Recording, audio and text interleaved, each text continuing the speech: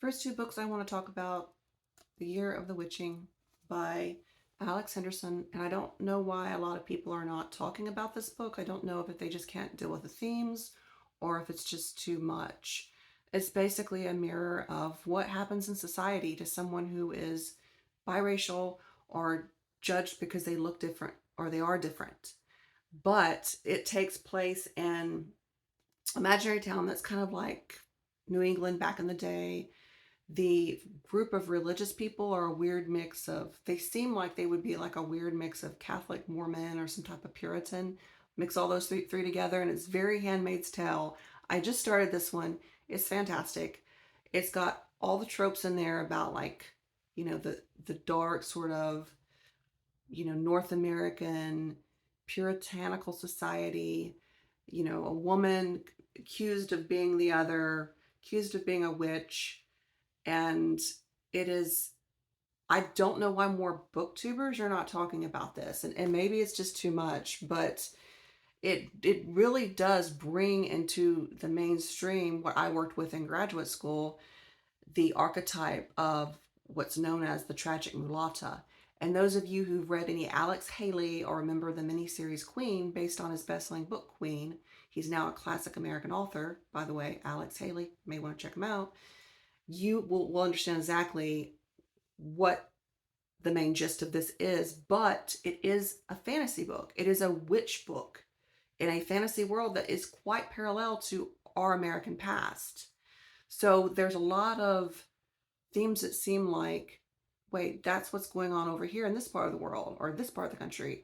And it's because it parallels, it mirrors our own society and our own history, apparently. And it is so, so fantastic.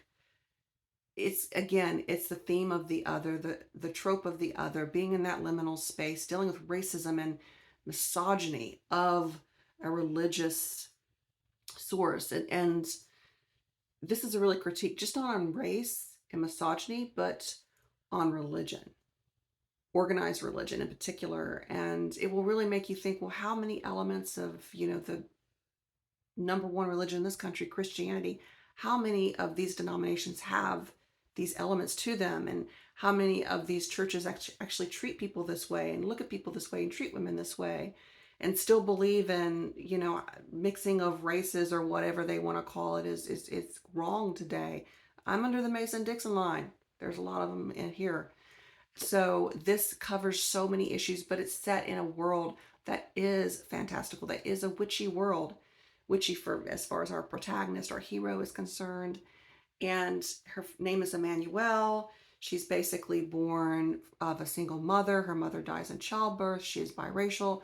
Her mother, basically had an affair outside the community with a man that wasn't of this community. There's these crazy, creepy, and it is a cult. So trigger warnings for those who grew up in cults or bad experience in Catholic school. This is really intense. It's beautifully written. I just started it last night. Wow. I mean, this is something. I wish that this had been published when I was in graduate school, because I was working with this archetype. And this is so, so incredible. It covers so much. If you like Alice Hoffman, Margaret Atwood, H.P. Lovecraft, and The Legend of Sleepy Hollow, and all things Halloween, boom, this is the book. And again, I don't know why more people aren't talking about this book. It's insane that they're not actually talking about it on YouTube or BookTube, whatever we're calling it now. But this is my number one witchy read pick, fiction pick, and loving it, loving it, loving it. And I can't wait to read more by this author. Again, Alex Henderson. It's this book is going to haunt me when I'm done with it. I already know it. I hope it ends well. Very much in the same vein, paranormal, but very much playing off of the own issues that we see in society, the own injustices, our very own prejudice that we have in the world right now around us is Slewfoot. Now, Brom is also an artist and illustrator. And in the 90s, I think I actually got a book of his illustrations that I've had since I was a child.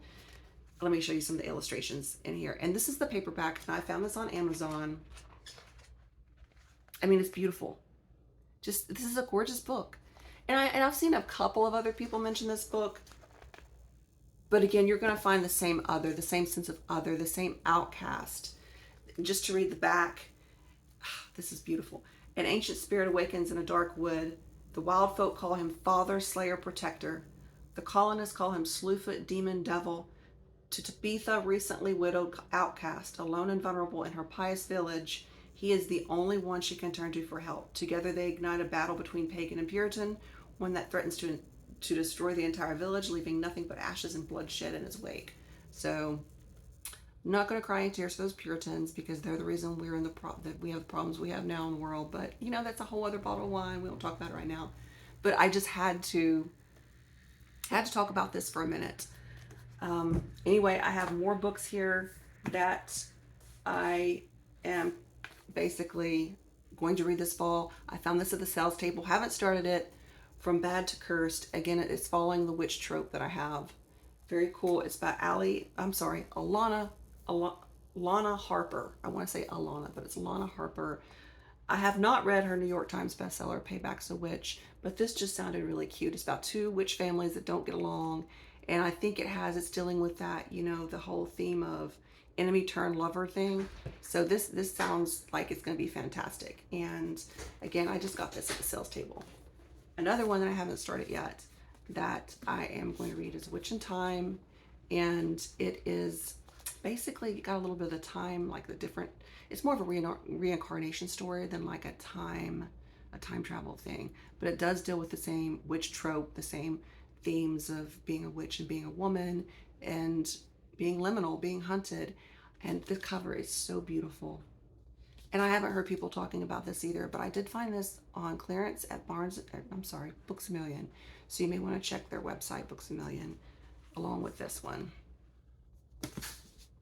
Now this series, I actually bought the first book 2 years ago and just haven't read it because I wasn't reading a lot of fiction back then. Just after graduate school, I stopped reading fiction and really didn't read fiction for like a decade or so. And now I'm just getting back into it. A Secret History of Witches by Louisa Morgan. And again, this is going to be more historical fiction. And there are more books in this series. I found one on a sales table. So a lot of times if you go to Barnes & Noble and Books A Million, you can find these on sales tables. The real nice, pretty hardback covers. And if you're into hardbacks, do look at Barnes & Noble Books A Million. They're sales table. But they're all really pretty.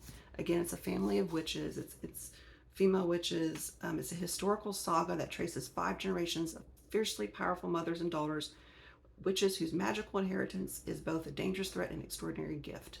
So this series is going to be about generational witches. If you like the practical magic theme of generational witches, you're going to like this. So check this out. Everyone's been talking about this book. This is one book that I did see, and I went ahead and got it and read it because it just seemed very cute. And it takes place in England, and I have a degree in English literature, and so anything that takes place in Great Britain and is kind of cozy and warm-hearted, I like to read because I kind of romanticize that. So, The Very Secret Society of Irregular Witches, and there is, I think, a sequel out now. I got the paperback, and I did order this on Amazon. Every character in this story, there's some kind of redeemable quality. They're all kind of quirky and goofy. I like them all, some grudgingly so.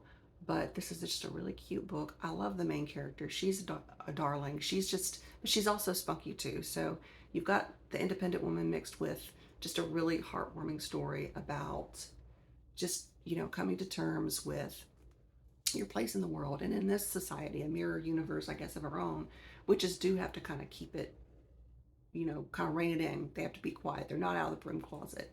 But again, I love the setting. Takes place, in England. And it's cute, it's lovable, it's an adult book, and it's so sweet. I do have 2 children's books, and they don't have anything to do with the witch theme, but I want to talk about them regardless. What Lives in the Woods by Lindsay Curry. This author was recommended on another booktube channel, and I just went to read a children's book today to see how it differed from the kids' books that I had when I was younger that I read. It's sweet, it's darling. I'm probably going to give this book away to some kid I know. I don't know who, but my friends have children, so but it definitely is a book it's a middle grade book, and there's nothing in here. I don't think it's not too scary. I don't think there's any issue of would it be, too much for kids. It's just really cute. And it's a quick read, but it would, middle school grade, I think it would be kind of a, not a challenging read, but I do know for some reason, it may just because I'm older, but this compared to books that they wrote for kids when I was a kid, these books are a lot easier to read. I'm just not talking about literally easier, but the themes are very, there's nothing too heavy in these books. Like this book, so this book I read as a child, and this is my copy that I had as a kid. And it's called Ghost Cat by Beverly Butler. This terrified me. I reread it and realized, gee, okay, this terrifies me today for very different, in a very different way. And I know a lot of it is because it deals with the manner in which teenage boys and men were able to get away with so much. The setting is in the 70s, but I think it was published in the 80s. I read it in the 80s as a child. And it's very heavy. I don't think that they would consider this middle grade today, and it reads like an adult book. It actually does mechanically read like an adult book. I mean, the wording and everything. You can see my original book plate when I was a little girl. But yeah, I think I read this in the 3rd or 4th grade, and it terrified me. It was, it's just, but I realize now why it terrified me so, because if you had really cruel brothers and cousins, then you know what I'm talking about. The teenage boys in here, just trigger warning. It's hard. It's hard. It talks about the way boys are always, or have always been able to be vicious or violent in certain provincial areas, backwards areas, that they're excused. The violence of boys and men tends to get swept under the carpet or excused. And it does end well. The protagonist is made fun of because she's independent, she's headstrong, she's an animal lover, and she doesn't bow to the patriarchy, which is, patriarchy is not a word they would have even used in the 1980s. We didn't. But this book, I see why it appealed to me, because I was like a lot like this main character, and I was alone. I had no friends, and I was very tall, and I was also a very empathic child. I was a very kind kid. So this book, I guess, and the theme of cats, of course, the ghost cat is really sweet. But don't be scared of the ghost or the ghost cat. Be scared of the human mouths. In fact, we should all be scared of the human mouths, because all monsters are human. So this I don't know if I'd give this to a kid to read today. It was interesting going back and reading this as an adult, something that terrified me as a kid, and now I know why. And that's all for now. And again, I can't recommend, before I go, this book enough. So R. Slewfoot. If you want to get Ghost Cat, I don't think it's in print. You're gonna have to check Abe's books. Abe's books are a used bookstore for this book. If you do want to read it, it is very, very good, but I wouldn't get it for a child.